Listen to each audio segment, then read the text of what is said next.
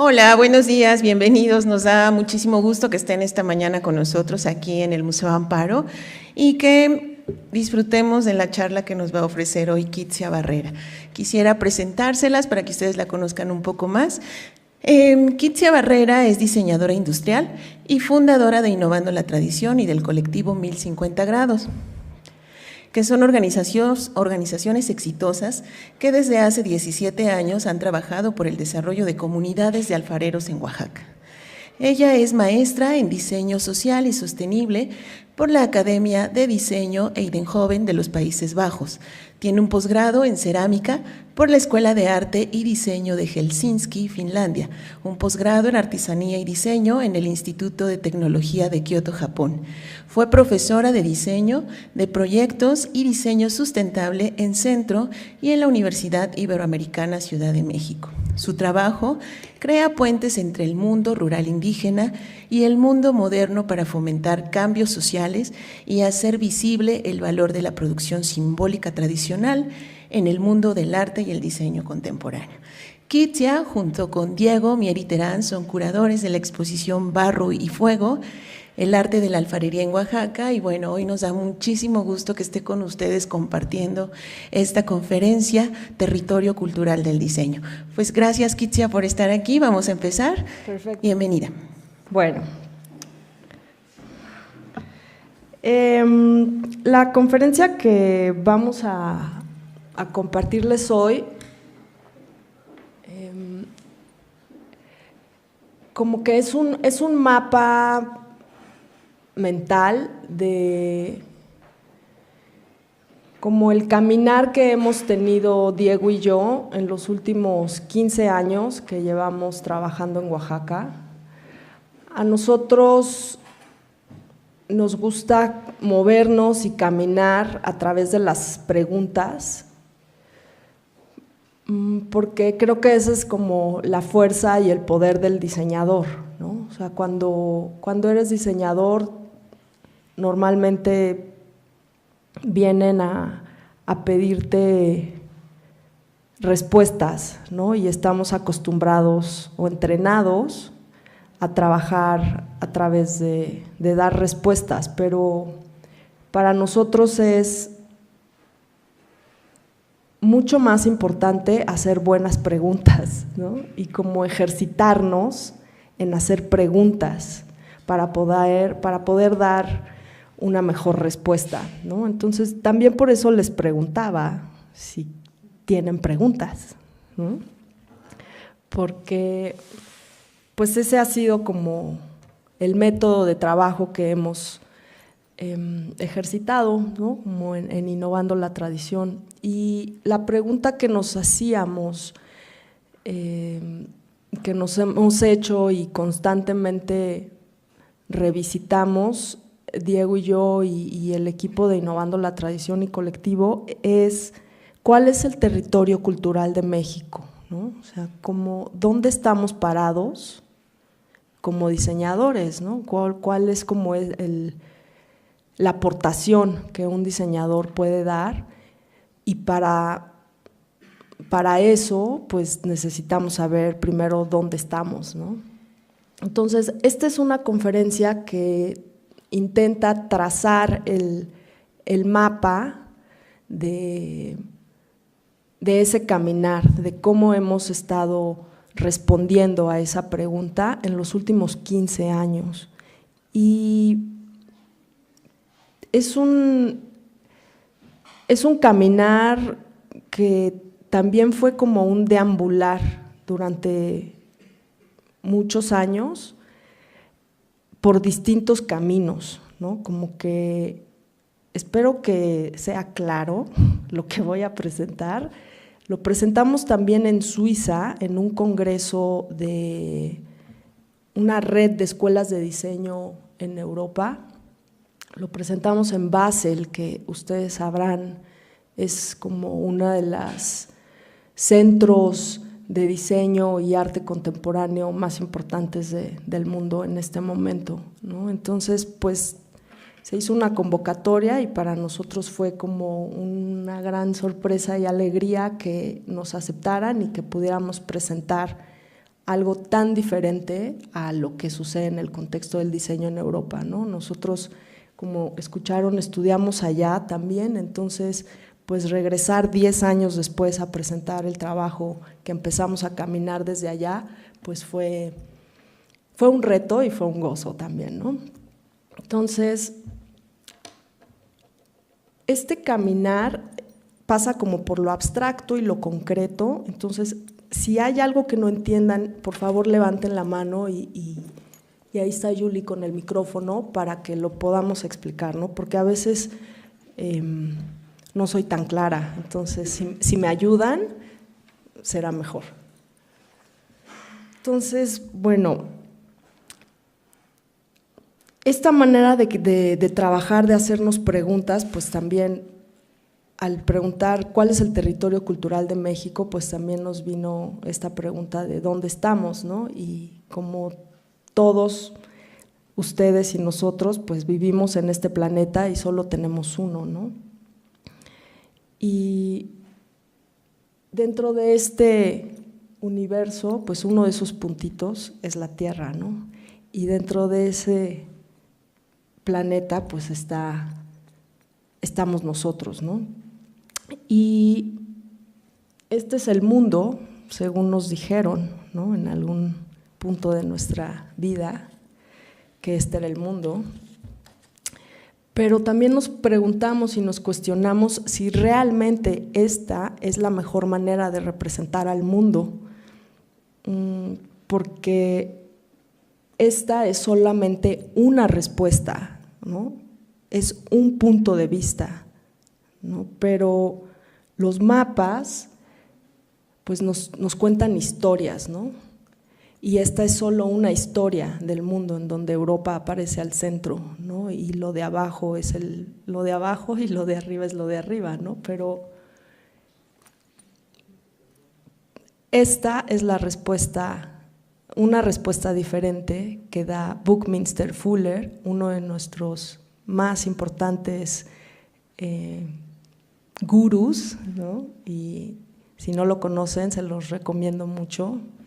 Bucky, le dicen, Buckminster Fuller. Y él nos cuenta otra historia, ¿no? Con este mapa. Las historias también no solo nos cuentan una historia, sino nos cuentan como lo que ese punto de vista está resaltando, ¿no? Entonces, de esta historia a esta historia hay puntos de vista completamente diferentes, ¿no? Y ese es el poder de los mapas, ¿no? Y ese también es el poder de la historia que puede contar el diseño, ¿no? Entonces, hay una frase que nos gusta mucho de Galeano, que también es un escritor, pensador latinoamericano muy crítico, que nos dice: el mapa miente, la geografía tradicional roba el espacio, como la economía imperial roba la riqueza, la historia oficial roba la memoria y la cultura formal roba la palabra. Entonces, por eso es tan importante como para nosotros saber muy bien en dónde estamos parados y qué tipo de respuesta estamos dando al territorio cultural, ¿no? Dentro de este mundo que para nosotros está de cabeza,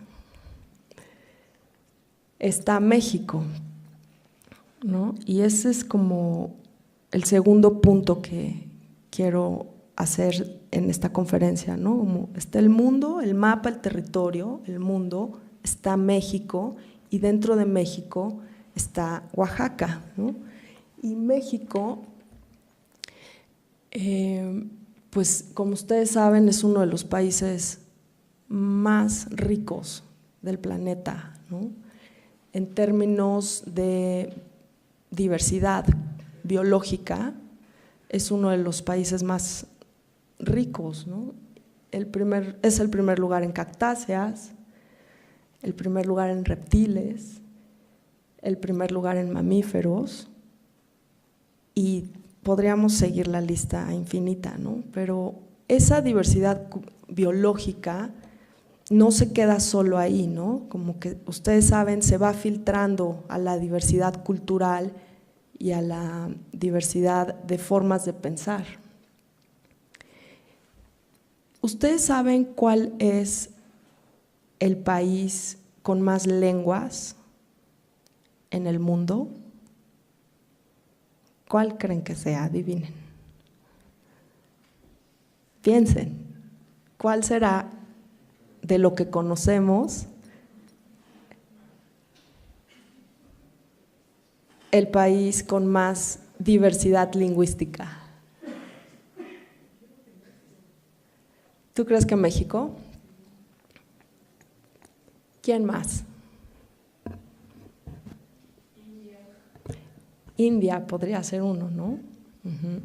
¿Alguien más?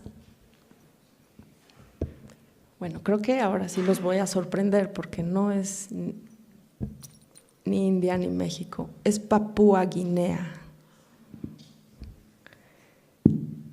Papúa Guinea, qué bonito, ¿no? Tiene 850 idiomas. ¿Sí ubican dónde está?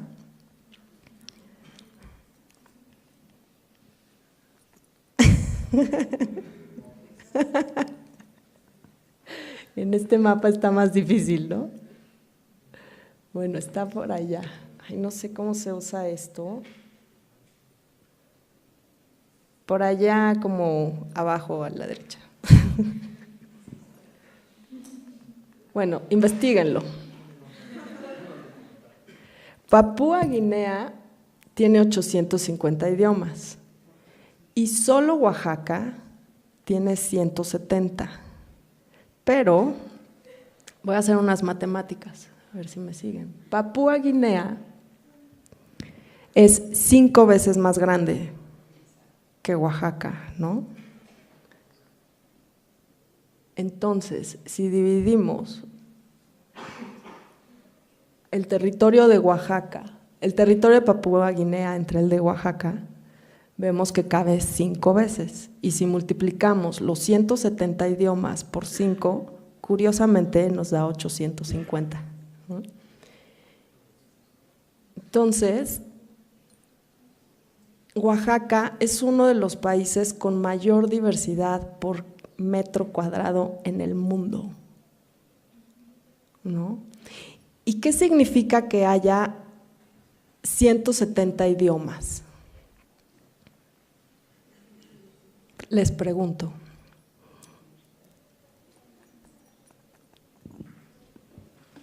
¿Qué nos dice eso? Exacto. Mucha diversidad en puntos de vista, ¿no? De cómo piensas, de cómo organizas tu mundo interno, ¿no? Cómo nombras las cosas es un reflejo directo de cómo estás pensando, ¿no? Entonces, esos 170 idiomas están organizados en familias lingüísticas, ¿no? Y estas son todas las familias lingüísticas que existen en Oaxaca.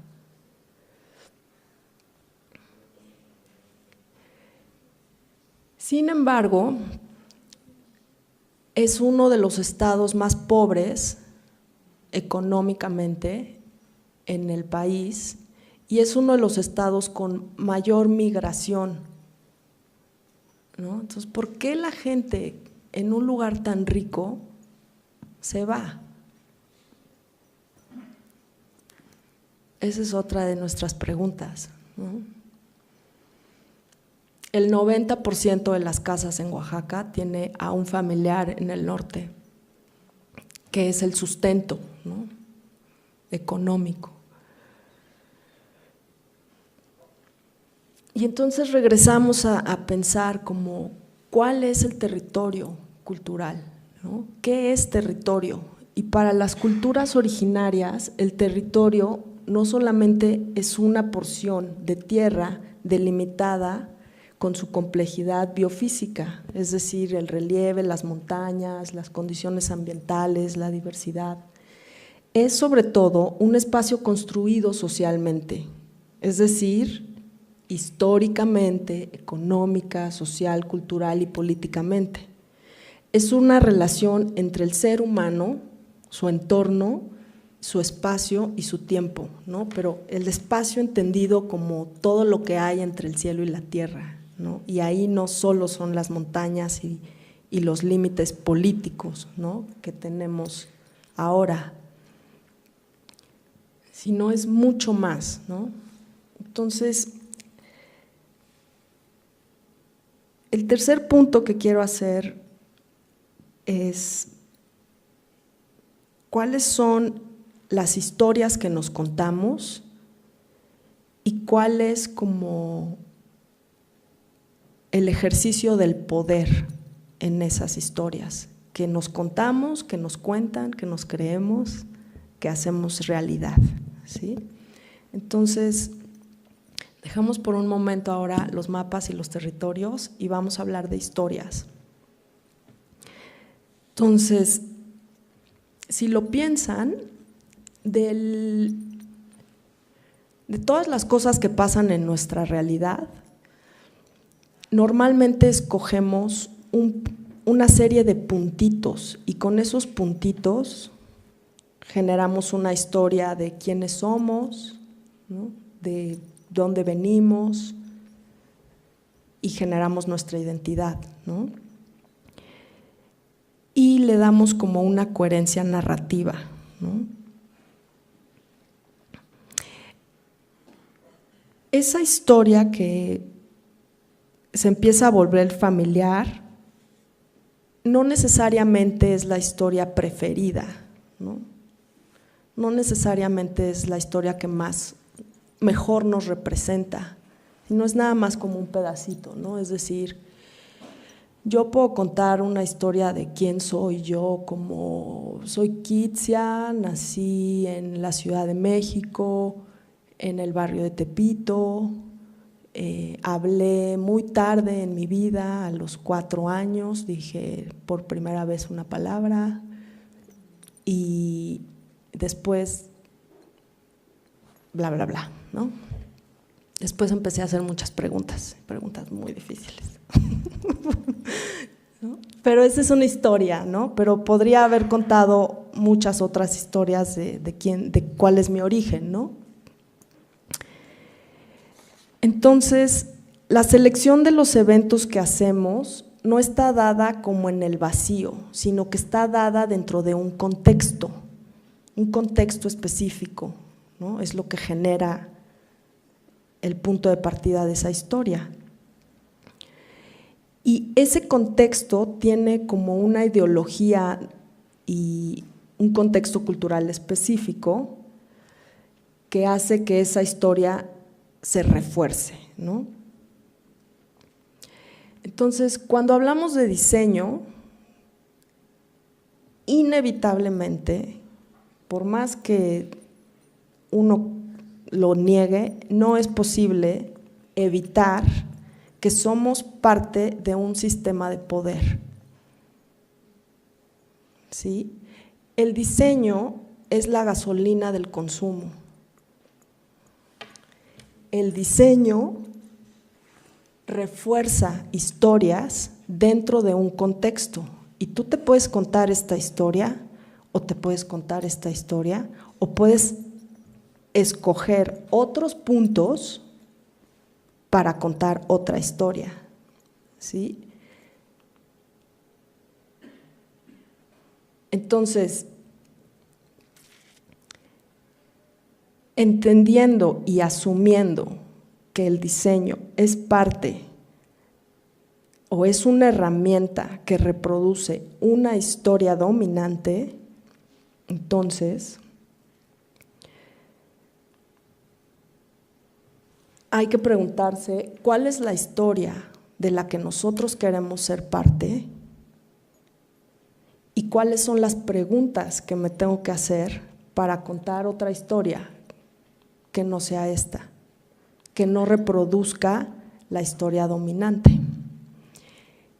Por eso es que hicimos Innovando la Tradición y Colectivo 1050 Grados, porque queremos contar otra historia de quiénes somos nosotros como diseñadores, de cuál es el poder del diseño y también cuál es la historia, una historia preferida de este país, ¿no? De este territorio cultural que es México.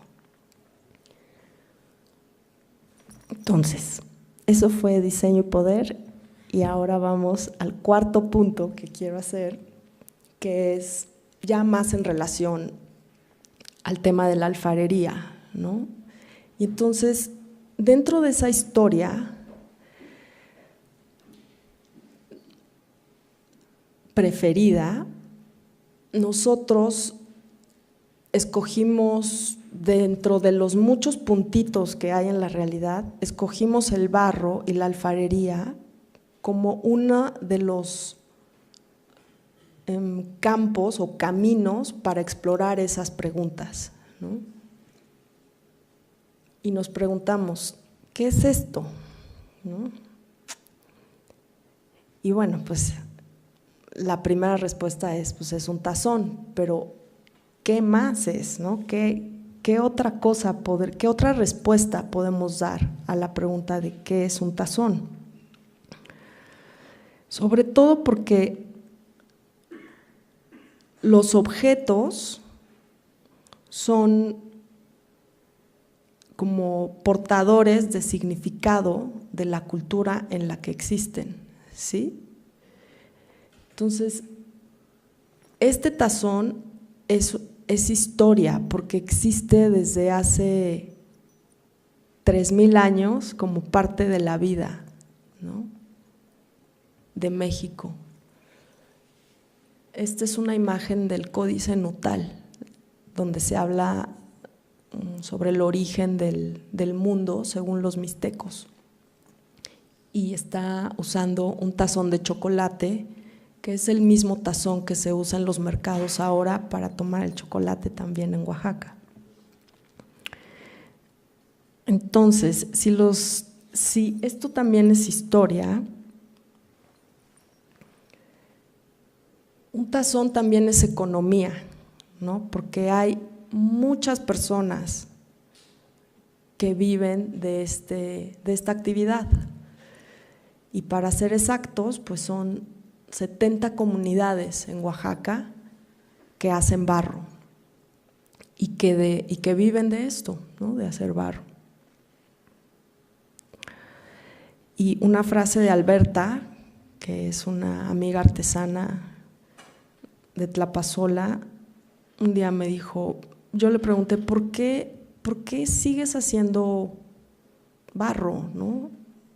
Tiene 60 años fácil Alberta, ¿no? Y 65 años ha de tener Alberta.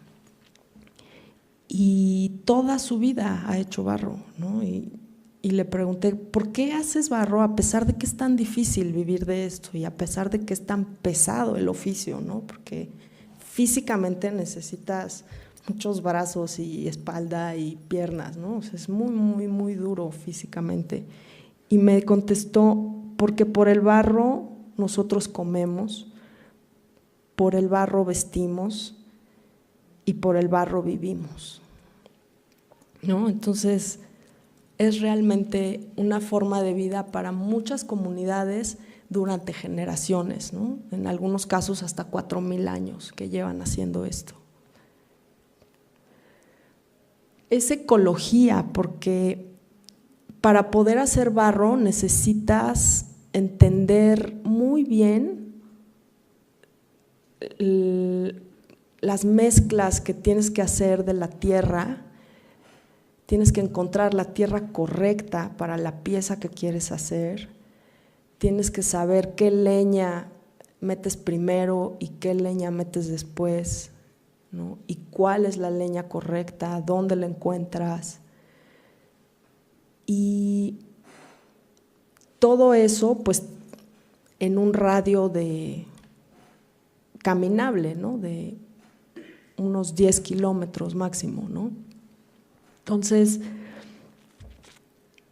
es como el conocimiento de tu entorno ambiental muy, muy profundamente, ¿no?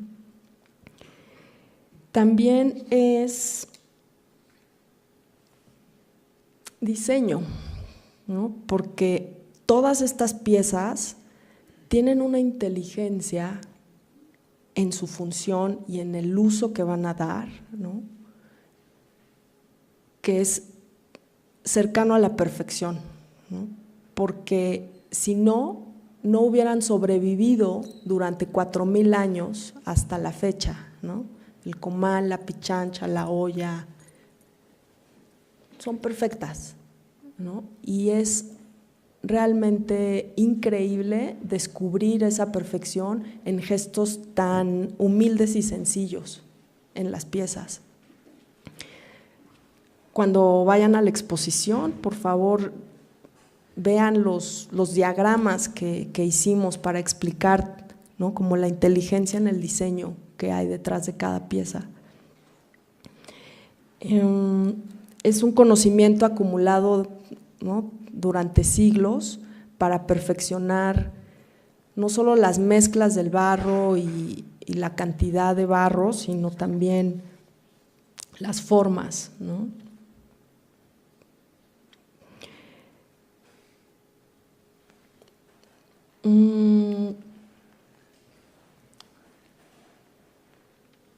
Aquí está uno de esos diagramas que les decía, ¿no? Como la boca, en las ollas la boca es amplia, el labio es gordo y curvo, ¿no? Para que sea más fácil servir.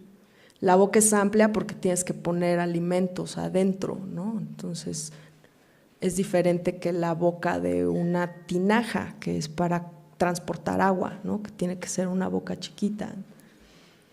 Tampoco puede ser muy amplia como las cacerolas, ¿no? Porque tiene que contener el calor para que puedas cocinar frijoles o hervir las cosas, ¿no? La forma es como un huevo, porque esa es la forma que más estructura y fuerza le da a una esfera, ¿no? Entonces tiene pancita para que le quepa más, pero tiene, ¿no? Como que no tenga la base plana, tiene esa razón de ser, ¿no? Además de que así se transmite más rápido el calor, ¿no? Entonces son un montón de detallitos que cuando los observas en uso adquieren mucho sentido, ¿no? Y además las piezas de barro representan como una identidad muy, muy profunda, ¿no? Porque ¿cuántos de nosotros podemos decir que tenemos esa raíz, ¿no? De 4000 años de conocimiento en nuestra familia ininterrumpido, ¿no? Y es la razón por la cual pues muchos artesanos dicen, pues yo hago esto porque esto es lo que soy, ¿no? También capturé una frase de Amando, un artesano también amigo de San Bartolo Coyotepec, que dice: cuando toco el barro me vuelvo parte del tiempo y parte de la tierra, ¿no? Porque esa continuidad de 4000 años pues está en sus manos, ¿no? Y por último también, pues no nada más es, por si no fuera poco, todo esto, ¿no? Todas estas relaciones que tiene el barro, además de ser historia, economía, ecología, diseño, tecnología, belleza, identidad, es una expresión del espíritu, ¿no? Es una actividad sumamente creativa, ¿no? Que te conecta con tu ser interior y con la tierra, ¿no? Porque si alguna vez han hecho barro, a diferencia de lo que sus teléfonos al tocarlos con sus dedos les da, el barro te habla de cómo estás adentro cuando lo tocas, ¿no? Si tienes mucho fuego en tus manos, se seca. si tienes mucha dispersión en tu mente, se cae, ¿no? Entonces, no puedes no darte cuenta de quién eres y cómo estás cuando estás trabajando con el barro. O sea, no puedes evitar esa relación porque te está hablando constantemente. Como tú lo estás tocando y le estás dando forma, pues te está comunicando, ¿no? Entonces, es realmente algo muy poderoso como expresión creativa, ¿no? Entonces, esa fue la respuesta a qué es un tazón, ¿no? Son relaciones, ¿no?, muy directas con el objeto. Y esas relaciones hablan, ese objeto, con todas esas relaciones, hablan de cuál es el mundo que hace posible ese objeto, ¿sí? Y en nuestro mundo acelerado y de plástico no existen esas relaciones. Entonces, ¿a qué mundo queremos abonar?, ¿no? Dentro de ese contexto, la pregunta más directa y obvia sería: ¿cómo el diseño puede resolver la problemática de la alfarería? Porque bueno, esta imagen también tiene muchas relaciones, ¿no? Esta imagen es muy compleja, ¿no? Porque hacer que estos dos mundos convivan, ¿no?, el mundo del barro y el mundo del plástico, no es una relación sencilla, ¿no? Porque por lo general el mundo de la historia dominante está desplazando a la historia que para mí es preferida, ¿no?, y que para las artesanas es preferida. Entonces, esta es como, en este contexto, como el plástico y la aceleración y el mundo urbano y moderno es la historia dominante, representada en esta cubeta hecha en China, los diseñadores lo que tendemos a preguntar es cómo el diseño puede resolver la problemática de la alfarería. Sin embargo, para nosotros, esta es una muy mala pregunta. Esta es una pregunta que no resuelve el problema. Esta es una pregunta que hace más grande el problema, ¿sí? Y para nosotros, una mejor pregunta es: ¿puede la artesanía resolver la problemática del diseño? ¿Sí me entienden? ¿Sí me explico? ¿Por qué esta es una mala pregunta? ¿Sí se acuerdan de esta frase de Einstein, ¿no?, que dice que no puedes resolver el problema con la misma forma de pensar que generó el problema, ¿no? Esta pregunta es la misma forma de pensar que generó el problema, ¿no? Y si volvemos a hacer o tratamos de hacer una mejor pregunta, ¿puede la artesanía, que a mí la verdad la palabra artesanía no me gusta nada, ¿no?, ¿puede la alfarería conquistar el territorio del diseño? ¿Ustedes qué creen? Para mí es una pregunta que además me emociona, ¿no? Me emociona responder esto, ¿no?, porque tiene muchas respuestas, tiene muchos caminos. Y durante los últimos 15 años, Innovando la Tradición surge para tratar de responder esta. Claro que yo empecé haciendo esta tonta pregunta, ¿no? hace 15 años. Y le fuimos dando la vuelta. Y ahora tenemos una organización que se llama Innovando la Tradición, que es una asociación civil que tiene varias áreas de trabajo. Y una de esas áreas de trabajo es Colectivo 1050 Grados, que empezó como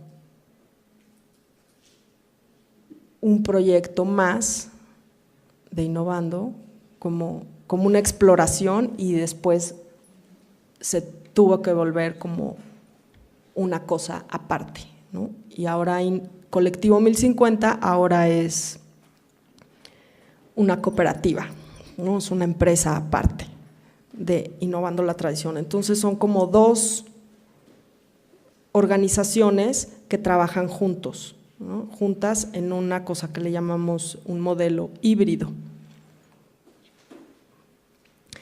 Cada una de estas áreas tiene sus proyectos y les voy a hablar muy, muy brevemente de unos y después podemos conversar más sobre el mole que nos trajo a Puebla, que es la exposición, ¿no? Trabajamos ahorita de manera constante en 7 comunidades, pero tenemos contacto una vez al año con otras 7 y promovemos a las 70, ¿no? Que son los puntitos rosas que están ahí. Entonces, trabajamos ahorita con cerca de 14 comunidades, tenemos un grupo o una red, ¿no? de contactos con alrededor de ya 100 artesanas.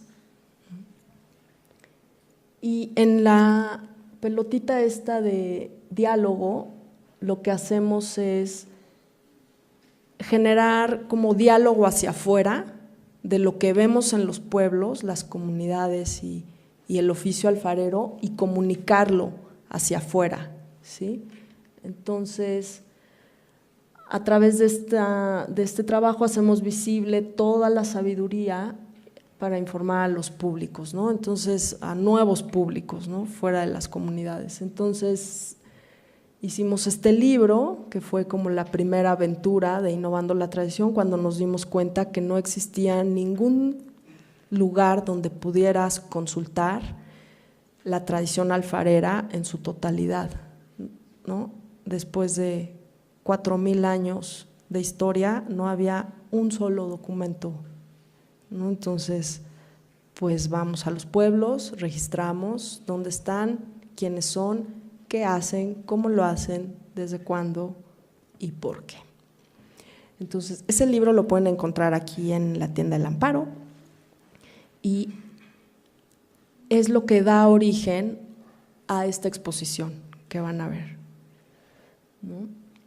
Esta exposición se presentó en Bélgica, Finlandia, Alemania, antes de presentarse en México. Y además de esa exposición, pues tenemos como otras investigaciones más pequeñas que tienen que ver con la historia y todo el origen de los objetos y de las formas, y de desarrollo de nuevos productos para nuevos públicos.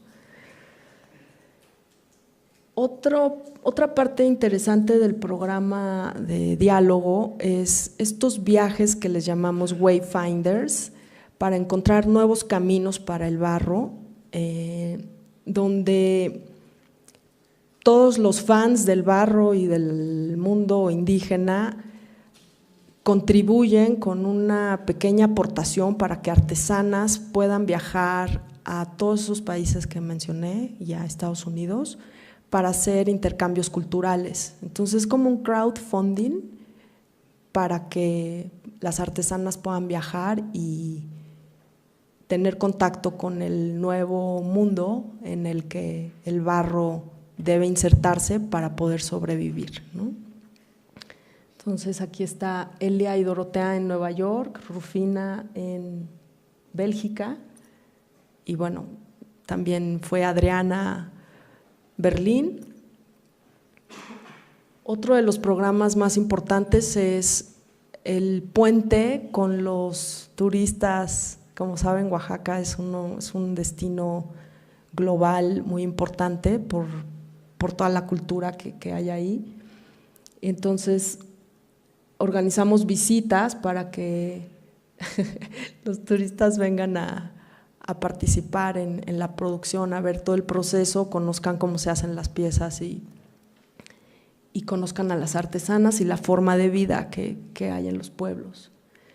En el área de consultoría estamos también siempre disponibles para acompañar a colectivos de artesanos a desarrollar sus proyectos, a administrar sus equipos, a generar marcas y productos que puedan ser exitosos en este mundo moderno.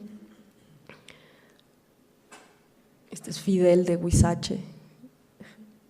Herramientas es el área donde desarrollamos tecnologías apropiadas para la sustentabilidad ambiental. Este es Rufina con el mock-up de su horno que funciona con aceite y gas, aceite de cocina como residuo de los restaurantes de Oaxaca que se recolecta y que sirve para arrancar su quema.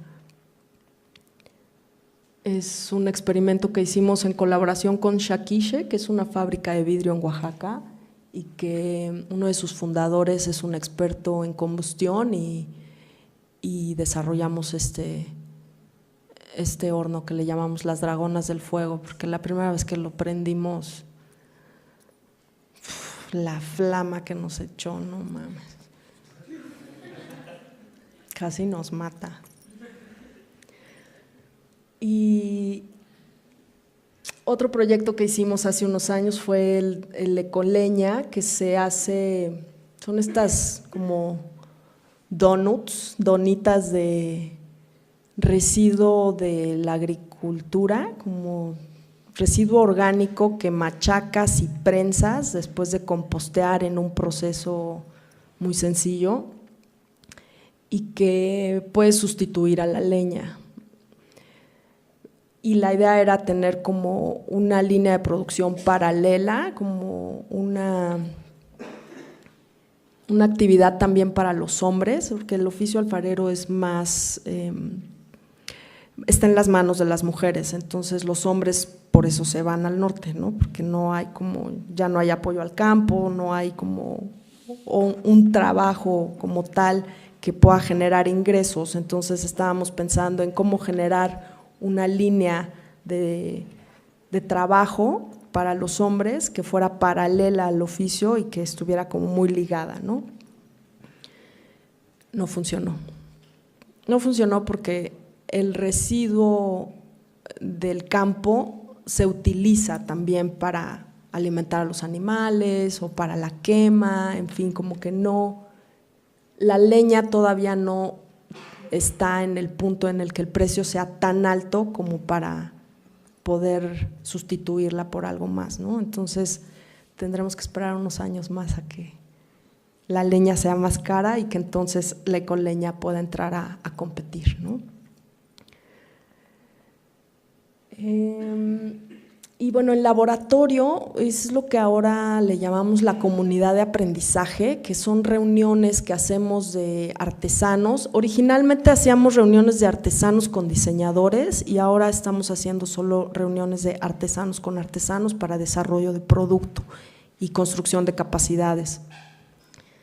Entonces, pues utilizamos metodologías de técnicas narrativas y diseño colaborativo para hacer como estas, son unas atmósferas creativas muy poderosas, en donde juntas artesanos y entre ellos se enseñan lo que saben y se preguntan lo que no saben y juntos encuentran las respuestas, ¿no?, a esas preguntas y nosotros acompañamos ese proceso.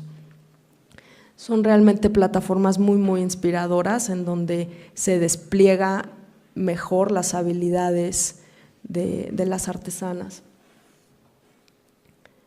Se van acompañando ahí en esos procesos. Así es como han surgido los productos de la colección del colectivo 1050 grados a través de estos talleres de diseño y desarrollo de producto. Tenemos ahora pues un catálogo ya de producción como muy estable y además generamos productos especiales para proyectos especiales, como esta colaboración con Liliana Ovalle que derivó en una serie de esculturas allá arriba que se llama Sinkholes, que se presentó en Basel también en 2016, y otros productos como los comales que están aquí abajo, que también se presentan en colecciones como ediciones limitadas, y algunas, esta colección por ejemplo la compró el Museo de Arte y Diseño de Nueva York para su colección permanente, ¿no? Entonces como que estas colaboraciones de exploración de procesos, formas tradicionales y métodos de quema, pues son muy experimentales y pueden derivar en relaciones muy bonitas, ¿no? Y en resultados muy, muy exitosos. Pues son bastante complicados, no los hacemos mucho, escogemos muy bien con cómo trabajar, ¿no? Estos son algunos de los productos que la idea del colectivo es que podamos desarrollar productos de muy alta calidad, con un diseño de muy alto nivel, elaborados por las alfareras, y que estén inspirados tanto en piezas tradicionales como en el destino de la vida moderna, ¿no? A donde van a ir a vivir.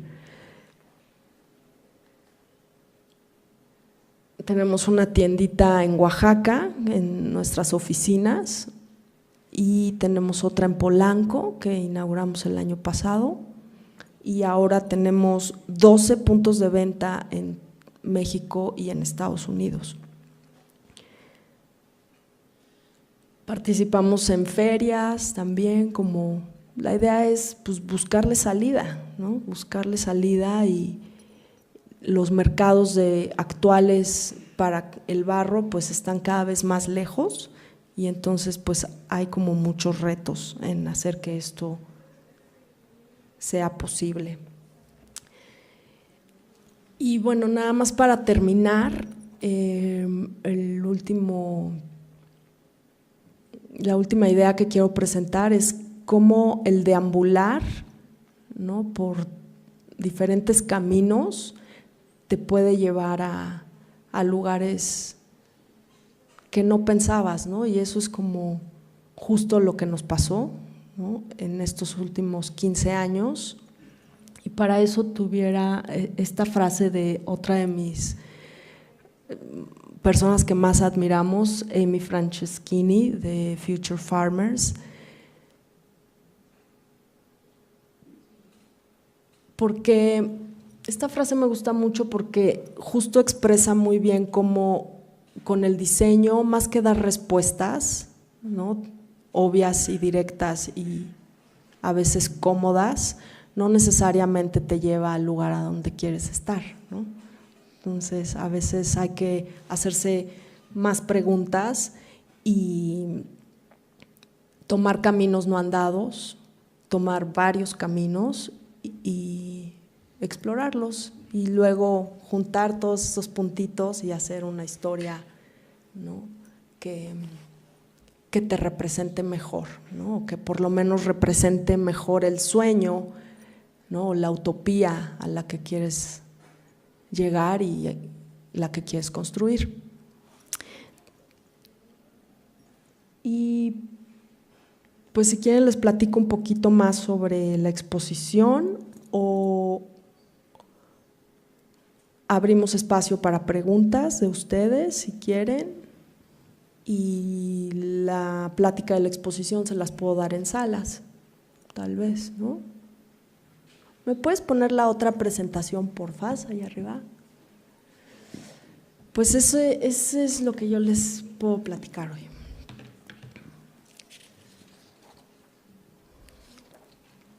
No sé si fui clara.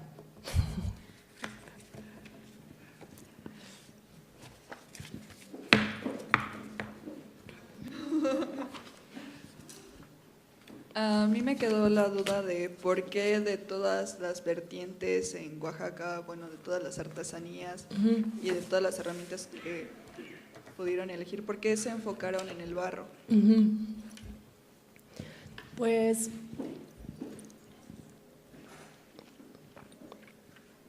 cuando empezamos a hacer visitas a Oaxaca para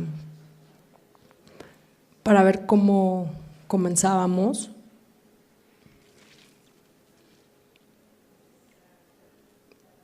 lo que yo noté desde que fue como 1994 o tal vez antes, no, como 94, 98. Hice mi servicio social ahí y fue el primer servicio social de la Ibero en Oaxaca, ¿no? Y ahí vi que había pues un gran potencial. A mí siempre me encantó el mundo rural y desde niña vacacionaba en el mundo rural y siempre me gustó. Y cuando fui a hacer mi servicio social en Oaxaca, ya estudiaba diseño industrial en la Ibero en México y vi que el barro estaba en los mercados, estaba en las banquetas, pero siempre estaba como en una esquinita, ¿no? Como muy marginal. Y eso me encantó. O sea, me parecía como, me preguntaba por qué esto está, pero está en la esquina, y por qué, ¿no? Porque si vas al Museo de Antropología o al Museo Monte Albán, ¿no? Como a los libros, ves una mano alfarera prehispánica impresionante, ¿no? Si entras a la sala maya o a la sala, ¿no?, de Michoacán, son de Oaxaca, ¿no? Son unas piezas, ¿no?, que te ponen la piel chinita. Y lo que yo veía en los mercados distaba mucho, ¿no?, de eso. Y me preguntaba qué pasó, ¿no? ¿Por qué? ¿Dónde está esa mano? ¿No? Y justo por eso, porque era marginal, porque era probablemente el caso más difícil, ¿no? Que si lográbamos remodelar o generar un modelo para eso que funcionara, podía funcionar en cualquier otro, ¿no? Más accesible, más… O sea, el textil lo doblas, lo metes en una maleta y llegas a Nueva York y haces tu New York Show. O sea, no tienes, ¿no?, como que contestar más que eso, ¿no? Pero el barro no, ¿no? Y el barro es, si lo piensas como Alfonso Caso en el 56 y todo el Lina y toda la investigación de incluso Lucy, ¿no? Toda la investigación arqueológica se da a través del barro, ¿no? Son como, las piezas de barro son como los ladrillos de la humanidad, porque a través de eso sabemos en dónde vivían las personas, qué nivel de tecnología tenían, ¿no? El carbono 14 te dice todo eso, qué comían, por qué, ¿no? O sea, te reconstruye, ¿no? Y te da las herramientas para la vida. Entonces, si si seguimos dejando que el barro esté en la esquina, en la banqueta, y que marginal y poco a poco desaparezca, ¿qué después cómo vamos a saber? Esto no nos va a decir, ¿no? De dónde venimos y quiénes somos. Por eso escogimos el barro, porque habla en voz baja y tiene mucho que decir. Ajá. Es muy humilde, ¿no? Ahorita que vean la exposición, son piezas muy humildes, no gritan, no son así.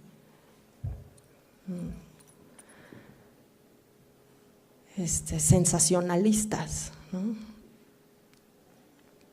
Y sí, así también nos gustó. Y luego te vas metiendo más y vas viendo la gente, ¿no? que trae esto en las manos. Tiene tanto que enseñarte sobre eso, sobre ser humildes, que pues ya me enamoré, me escogió el barro también. Uh-huh.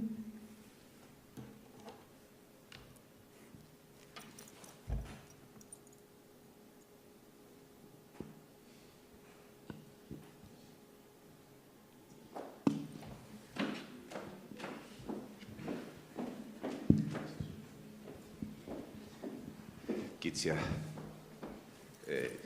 gracias por tu charla. La verdad que lo que has compartido, la forma en la que lo has hecho, pues difícilmente puede dejar de inspirar algún comentario o alguna reflexión. Gracias.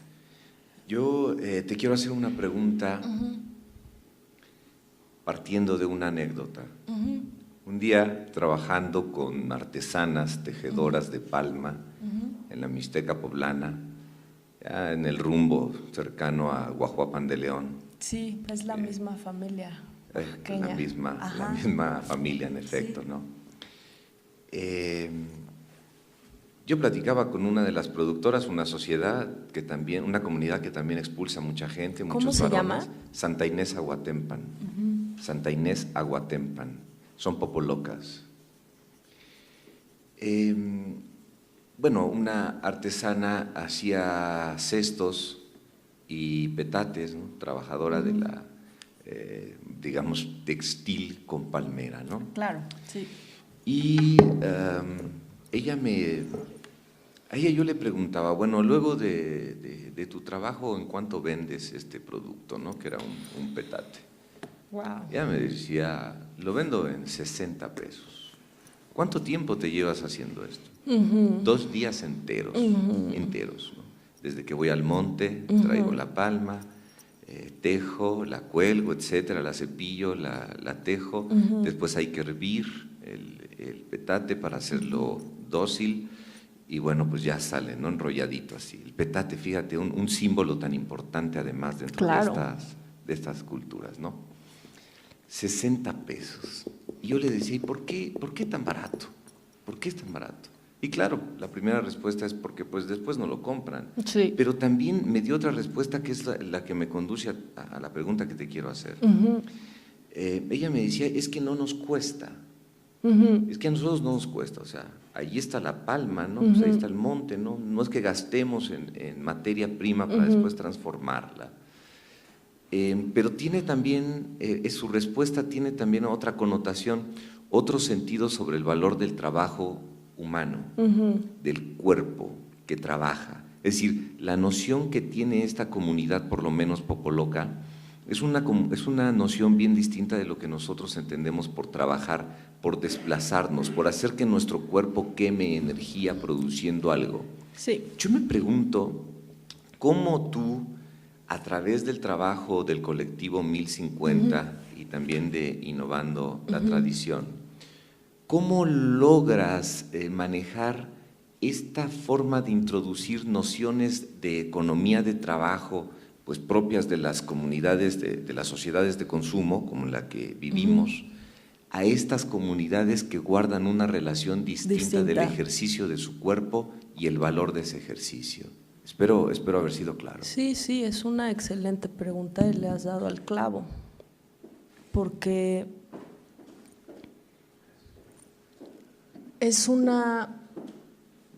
dentro de este trabajo hay muchas paradojas, o sea, hay muchas preguntas que cuando das una respuesta contradices otra pregunta que según tú ya tenías clara, ¿no?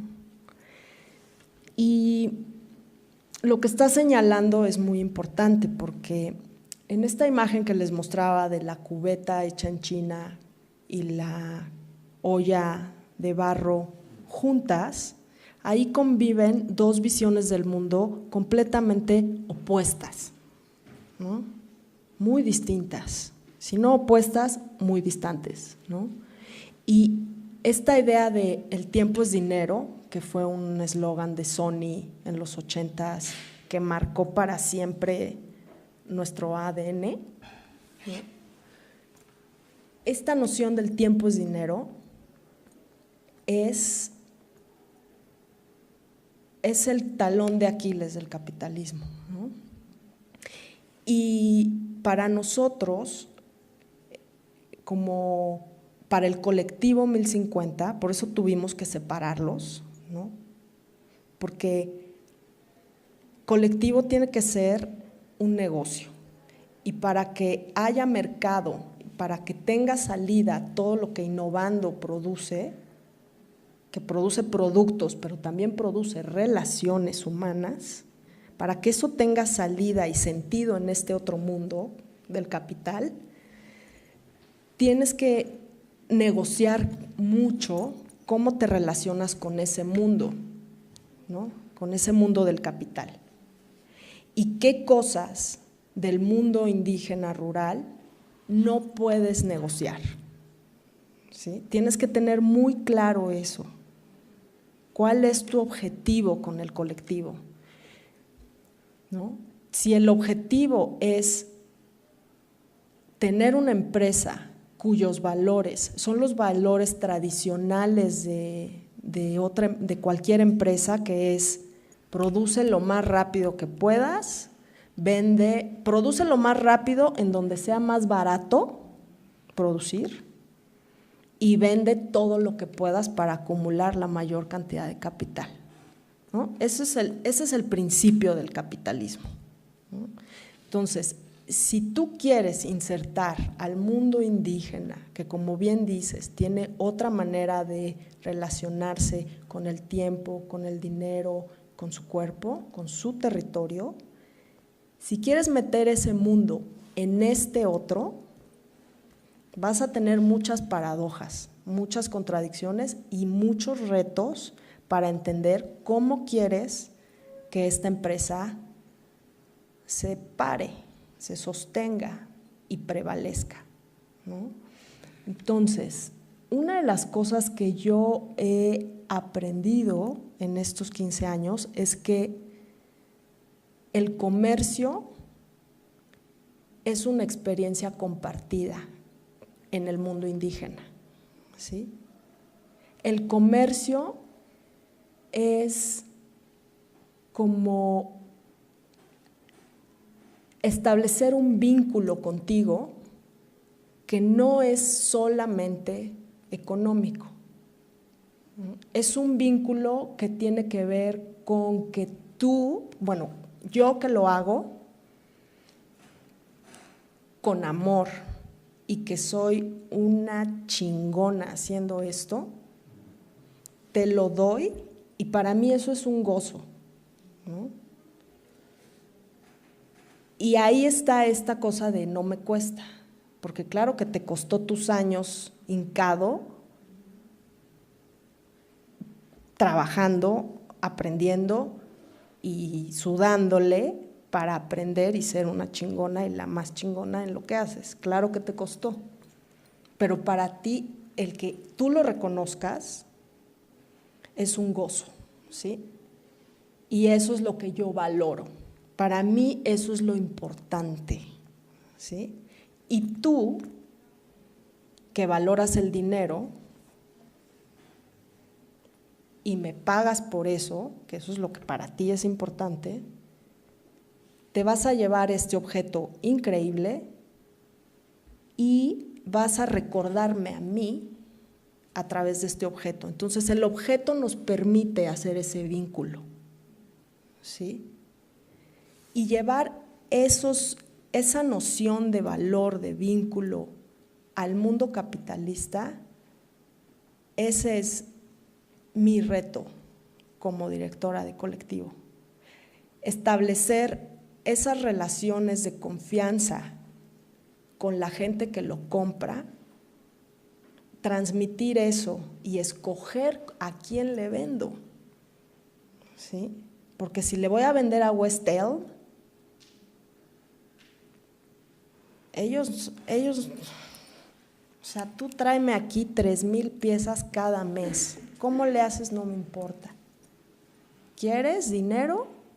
Eso es lo que yo requiero, ¿no? Entonces, para yo pedirle a la artesana que produzca cierta cantidad y preguntarle cuánto cuesta, mi chamba es entender su mundo y irme para atrás con ella, ¿no? Para ver cuáles son los pasos que hace y explicarle, esa también es mi chamba, explicarle mi mundo, ¿no? En mi mundo contamos el tiempo y le ponemos un precio.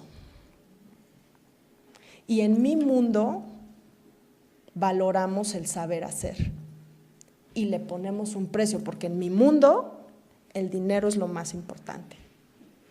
El dinero es como el objeto en donde ponemos lo que para nosotros es lo más importante, para decirlo mejor, ¿no? Entonces, contamos los pasos, 32 días, ¿no?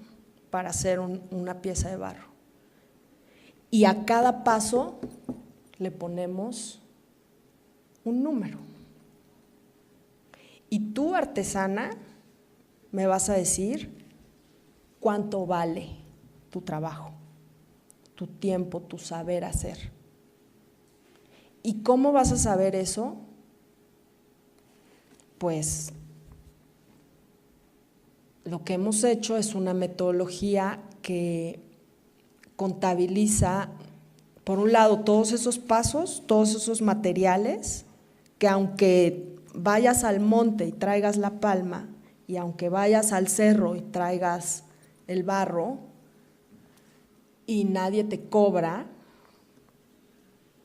pues agarraste el burro, tienes los costales y te pasaste un día yendo y viniendo, ¿no? Entonces, ¿eso cuánto cuesta? ¿No?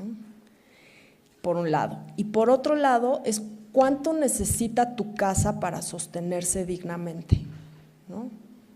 Entonces, todos los costos de jitomate, maíz, harina, azúcar, doctor, zapatos, escuela, todos así en listita también, pum, pum, pum, pum, pum, luz, teléfono, quien tenga, quien no, transporte, todo lo que gastas, ¿no? Y eso nos da un costo de manutención de la casa, más los costos de producción, y eso nos da un costo por hora, ¿no? Entonces, si te tardas tanto tiempo en la creación del objeto, multiplicamos por ese costo por hora, y en ese costo por hora va incluido un porcentaje de lo que vale tu trabajo, y hay quien le pone 10% y hay quien le pone 1000%, y que el mercado nos diga, ¿sí? Y yo también te puedo decir, pues, híjole, esto está muy barato, no, hombre, súbele, o no, esto nadie te lo va a comprar. Lo probamos. Yo no te voy a decir que no, el mercado nos va a decir que no. ¿no? Si tú crees que una taza vale 500 pesos, pues vamos a ver si el mercado dice lo mismo, ¿no? Y de ahí nos vamos para atrás. Y si el mercado dice que no y la tasa efectivamente vale 500 pesos, entonces hay un problema de diseño, porque en algún punto de esos 32 días te estás tardando más de la cuenta. Y entonces diseñamos eso, rediseñamos el punto donde nos estamos atorando, donde nos está saliendo muy caro. Pero lo que es muy, muy importante es que nosotros entendamos el mundo económico en los pueblos, a qué le dan valor, y eso nunca negociarlo, o saber hasta dónde, ¿no? Porque si no, estás haciendo, pues eso, resolviendo el problema con el mismo pensamiento que generó el problema. Estás insertando a la forma de vida, porque aquí el punto es que no se trata de los objetos, no se trata de hacer cosas bonitas. Esa no es la chamba del diseñador en México, eso es lo más fácil, eso déjenselo a los europeos, que tienen otros problemas y que quieren solo hacer cosas bonitas. Nuestro trabajo es entender cuáles son las relaciones de los objetos, las relaciones que están en ese tazón, en ese contenedor, que son lo que nos hace ser quienes somos, diferentes de los otros, diferentes de esa historia capital, dominante, que destruye todo lo demás, ¿sí? Y cuidar esa forma de vida que genera esos objetos, ¿sí? Ese es el asunto. La forma de vida, que es lo que nosotros no tenemos en las ciudades, esos vínculos, esas relaciones, ese entendimiento de quiénes somos, de qué es ser humano y de qué nos hace humanos, ¿no? Eso es lo que estos objetos representan y por eso son tan bonitos, por eso son tan poderosos, ¿no? Porque te hablan de tu esencia, de quién eres, ¿sí? Entonces, si no cuidas la forma de vida que da soporte a esos objetos, se acabó la fiesta, se acabó tu ser mexicano, oaxaqueño, distinto, sensible, humano. Entonces, eso es lo que sucede con este mundo, que nos distancia de ese contacto, ¿no? Entonces, para ir a la guerra del comercio, tienes que saber muy bien cuáles son tus límites, tus armas, y cuáles son las cosas que no vas a negociar y con quién te vas a relacionar, ¿sí? Y eso es lo difícil de estos proyectos, porque si pierdes de vista eso y te vas con la finta de que es un muy buen cliente y que hay que hacer 3,000 piezas en un mes y producir lo más barato posible en el menor tiempo posible y acumular el mayor número de monedas y decir, ya con esto ya la armé, porque si tengo esto entonces voy a poder pagar todo esto acá atrás, ¿no? Y eso es lo que en las comunidades pues no se han ido con la finta, porque trabajan durísimo, producen una cantidad de productos que no son objetos, que no es dinero, que ya quisiéramos. Entonces, si no cuidamos eso a la hora de establecer relaciones económicas en este otro mundo, pues no dura. ¿Y qué otra actividad económica tiene 4,000 años de existencia? Yo no conozco muchas. Entonces, yo más bien me voy despacio, aprendo de eso que ha durado tanto, que es tan poderoso, y voy de la mano de la gente, ¿no? Y si ellas me dicen no, pues no. Por más que yo quiera tener mis productos en West Elm y en Pottery Barn y en no sé cuántas que han venido a tocar, y es tan duro, pero también es la verdad, ¿no?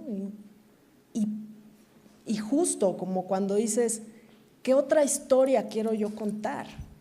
¿No? El reto es, o sea, para mí el saber llevar estos valores al mundo capitalista es un experimento y es una respuesta que en 15 años les voy a poder contar otra historia, espero, y veremos cómo nos va. Creo que nos tenemos que ir, ¿no?, a Salas. Y ahí seguimos platicando, porque si no… Gracias, chicos.